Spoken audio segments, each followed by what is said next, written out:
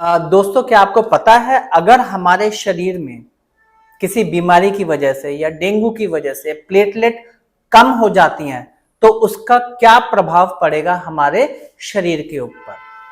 नमस्कार दोस्तों, मैं अजय कौशिक, आपका ब्लड टेस्ट एक्सपर्ट शीतल छाया डायग्नोस्टिक से।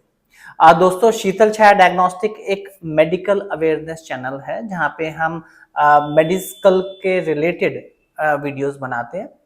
और अगर आपने अभी तक ये चैनल सब्सक्राइब नहीं किया है तो हम आपसे रिक्वेस्ट करेंगे, प्लीज हमारे चैनल को सब्सक्राइब करें, वीडियो को लाइक करें और अच्छे लगे तो बिल्कुल शेयर भी करें। तो दोस्तों, आज का जो टॉपिक है हमारा कि अगर हमारे शरीर में प्लेटलेट कम हो जाए तो उसका प्रभाव क्या पड़ेगा हमारे शरीर के ऊपर। तो ये जानने के लिए सबसे पहले हम ये देखेंगे कि प्लेटलेट होता क्या है। प्लेटलेट हमारे खून का एक अभिन्न अंग है जो हमारे बोन मैरो में बनता है। इसका जो लाइफ स्पैन है वो बहुत ही छोटा 7 से 10 दिन का है। 7 से 10 दिन में हमारा बोन मैरो दोबारा से प्लेटलेट बनाता रहता है और ये प्रोसेस लाइफ लॉन्ग चलता रहता है।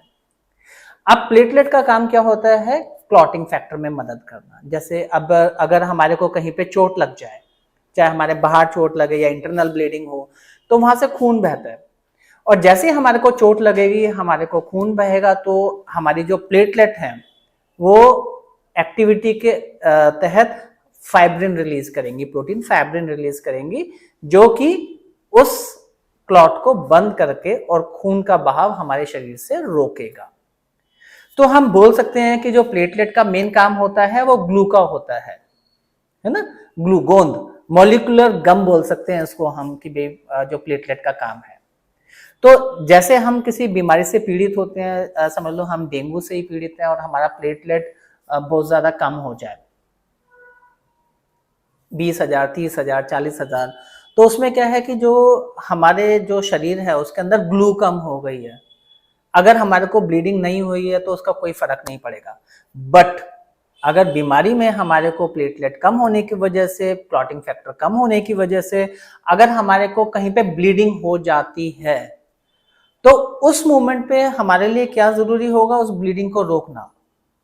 और रोकने के लिए क्या जरूरी होगा? प्लेटलेट, क्योंकि प्लेटलेट बनाएगी फाइब्रिन, फाइब्रिन काम करेगा उसको क्लॉटिंग के लिए, ठीक है ना।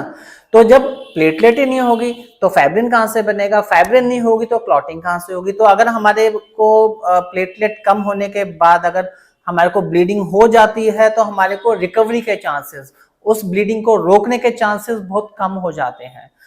इसलिए जो है हम बोलते हैं कि प्लेटलेट कम है तो हमारे को इमीडिएटली एडमिट होना है, क्योंकि एडमिट होने के बाद वो प्लेटलेट को मॉनिटर करते हैं। अगर हमारी प्लेटलेट कम हो गई है या ब्लीडिंग हो रही है तो उसको कंट्रोल करके प्लेटलेट हमारे को चढ़ाते हैं, क्योंकि अगर हम बाहर से फिर प्लेटलेट चढ़ानी पड़ेंगी जो अंदर जाके अपना काम करें, ग्लू का काम करें और इंटरनल ब्लीडिंग को रोकें।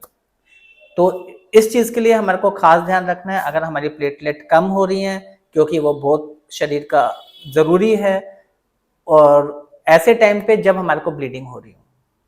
अगर आपके मन में कोई प्रश्न है प्लेटलेट से रिलेटेड कि प्लेटलेट के बारे में और कोई जानकारी चाहिए तो आप हमारे को इनबॉक्स में लिखें और हम कोशिश करेंगे मेडिकल स्पेशलिस्ट से कंसल्ट करके आपको उस बात का जवाब दें।